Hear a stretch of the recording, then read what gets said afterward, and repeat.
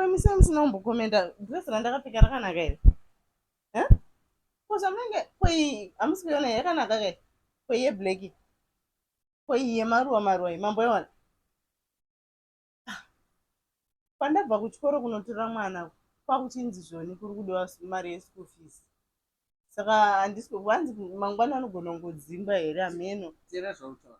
Muri kudziona sei? Kudiwa school fees. Nhasi waenda kudoshopa iwo mari 300 kutenga hembe. 200. Yeah. Utatu washandisa mari inosvika kana 1.5 something kutenga hembe sipo in Cape Town. Uchadzobhadhara mwana school fees. Inini handibhadhara school fees inini, baba ndo anobhadhara. Ndimi muripo. Ino handibhadhara school fees kana baba vacho vari vapenyu. Ndiani akati ndinobhadhara school fees kana baba vari vapenyu? As long as muripo, imimi ndimunobhadhara school fees. Totongomirira panouya mari yenyu muzonobhadhara school fees. Inini zvokuti imi hamuna mari. Imari yangu kai. Tichimira mwekutopera. Imi motobhadhara school fees.